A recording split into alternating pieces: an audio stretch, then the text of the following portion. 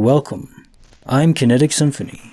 I hunt down and report on weird and true mysterious stories, from glitches to the paranormal. Would you like even more content? Here's my Patreon. Now onto the stories.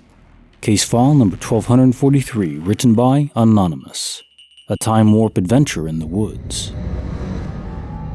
So, I'm 14 at the time, maybe 15, and my friend is over. We're jamming, playing music, eating some mac and cheese, drink some coffee, decide to walk up to the park. At the time, I'm living on the outskirts of a county, mostly woods, but there's this park that leads to a series of creeks and streams gifted by natural spring, Fina. It's about noon at this point, 11:44 to be exact. The repeating numbers stick in my head to this day. The park is about 4 miles up the road, and we head out. Get there and decide to explore the woods for no good reason. We start walking through the paths, or following creeks, generally having a really fun time. We come across this single family home in the middle of the woods in pristine condition, but with no inn or outlets. Just this bizarre, seemingly inaccessible house in the middle of nowhere. We laugh about it and move on. It's been a few hours. We're hot, itchy, ready to head home, so we backtrack. It doesn't take long to realize we have 100% no clue where we are or how to get back. We panic. Start to kinda run a while, then stop and think a while. Try to listen for the highway. Try to figure out cardinal directions, etc. Finally, in a state of panic, we decide you can't see as many trees in one particular direction, so we just walk as straight as possible toward it. We do, finally, emerge out onto a road. We suss out which way to go back. We were a long way from the park. Finally made it to our road, and then back past the park and all the way home. I'm expecting to walk in to find my mother, long home from work, panicked about where we were. This predates cell phones. But no, empty house. Go inside to see how long we were lost, and the clock reads 11:52. It's been 8 minutes. I still talk to this friend often. This is nearly 30 years later. And every once in a while, one of us will bring up the time we got lost and stumble through the time continuum. Case notes file 1243, a time warp adventure in the woods. So yeah, exploring the woods for no good reason is the best possible reason.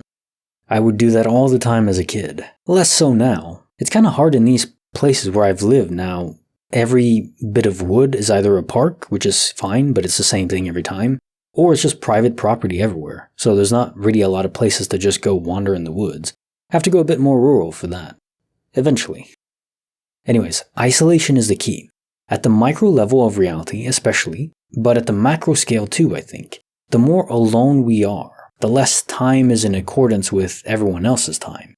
It's thought that only extreme relative speed creates this time distortion, and that's how it should be based on known physics, but there are too many accounts of people lost in the woods or lost in abandoned places or odd places or even in elevators. We're just isolated, and then time doesn't flow the same way as it should for everyone else. And in this case, you weren't entirely alone, but just with one other person. And then you come back and the time doesn't add up. 8 minutes to do all that is impossible. Even if you were Usain Bolt sprinting at top speed, you couldn't do that. And obviously daylight savings doesn't apply at noon or 11, so that doesn't fit either. I do wonder about that random house in the woods. Maybe just a large hunting cabin? I don't think it has anything to do with the time glitch, but it is odd how it was described. Bonus file written by ChineseChaiTea. The Red Sharpie and Bald Man. My ex and I were sleeping in bed. We had a twin mattress against the wall. It was a hot night, and he always slept shirtless. When he woke up the next morning, he was scribbled on by what looks like a red Sharpie marker.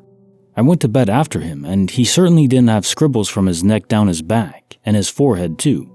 Here's the kicker. Neither of us owned a red Sharpie marker. We also just moved, and anything like that would still have been packed away even if it existed. I was up putting a roast on at night. I was pan-searing it before I stuck it in the slow cooker. I was wide awake and not even sleepy. I hear creaking and yell at the kids to get back in bed. I see something out of the corner of my eye and turn. I lock eyes with what appears to be a man's pale white, bald head, probably 3 feet to 4 feet off the ground. No body. He's looking at me, very pathetic looking, almost like a pleading face, like he's begging. His head is standing out against the wall. Thinking this thing will go away, I blink. It is still there. I had to turn away from it physically and run out the back door. I called my husband at the time to let me back in the house, and then the bald man was nowhere to be found. Case notes for the bonus file: the red Sharpie and bald man. So I have no clue about the bald man other than a kind of spirit that was very manifested, but only in the face, not the body. If you think about it, there's nothing saying that if you're a spirit and you manifest in the mortal plane, you have to bring your whole body along. It's not like the brain itself is controlling anything at that point. It's just the spirit manifesting in a certain sense, maybe just based on what it's used to. I suppose it could also mesh with the Sharpie incident. I think spirits with effort and energy can conjure physical mass into the world, or maybe pull it from different locations. Maybe he brought it from somewhere else in order to send a message. I'm guessing none of what was written or scribbled was discernible, though. Writing as a ghost is no easy feat, if I had to guess. It's like trying to write with your left hand or your non-dominant hand. It would explain the pleading kind of face, too. He wanted or needed something but couldn't get the message across. I don't think he was malicious. Bonus file written by ChineseChaiTea, demonic voice from a broken doll. In 1995, my dad, brother-in-law, and baby nephew sat on the couch in the living room, coming in from a cookout because of a bad storm outside. I had this old My Pal 2 doll with a broken back, no batteries. It was thrown in an old toy bin for my nephew to play with. My nephew pulls it out and starts tapping buttons. It obviously doesn't work. Then the toy turns its head 360 degrees, looks at my dad and says, "God," in a drawn-out, demonic-sounding voice, then turns its head back and stops working. My dad was an atheist, and his eyes lit up in total shock. My brother-in-law and I couldn't believe it. My dad took it out of my nephew's hand and sat it outside, and eventually threw it away. Another time, a cousin and I were in the basement. My mom needed to go to the store and told us she was leaving. We sat down there, and we heard her leave. About 5 minutes later, we heard her come in the door and say, "I need help, come get some bags." We heard rustling like she was dropping them in the doorway, movement of feet and shuffling sounds. We both thought that was pretty fast. She had to take longer than that to get to the store. So we ran up and found the door locked and her car not in the driveway. She wasn't home, and we were scared crapless. We sat on the porch and waited for her to come back almost a half hour later.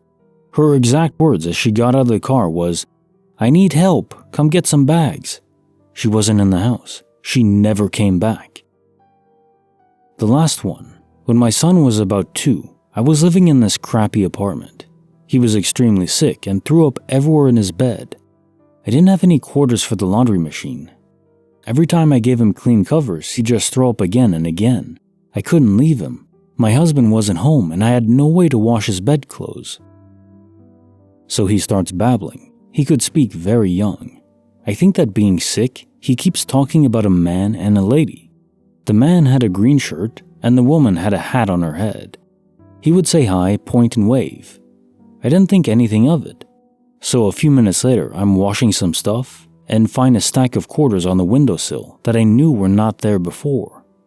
I turned around and found another stack on the entertainment center. In the end, I had enough money to wash all of his bedclothes. Thinking back, the man and woman he described sounded like my grandfather, who always wore a green mechanic shirt, and my aunt, who died of cancer, who always wore a turban on her head before she passed. They both died the same year, right before he was born. Case notes for the bonus file: the demonic voice from a broken doll. So yeah, objects can be possessed as well. That seems clear to me. It doesn't have to be a human or animal, or any physical matter will do. And they can be made to do all sorts of strange things. What I gravitate towards more is the experience of buffered reality. Your mom coming home, but not actually being home itself. Almost like a holographic projection onto your both and your cousin's subconscious. Funneled to the conscious state, you experienced what would happen but hadn't yet. It's so cool, but I can't describe why it happens, even if the event itself is rather normal now. The cause, I don't know. It seems to be our fate, doesn't it?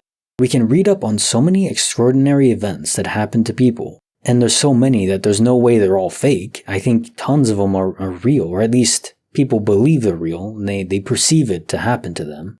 Especially when there's multiple people involved, and it's very unlikely to be some, hallucination or something. But we can't describe why they happen to certain people at certain times.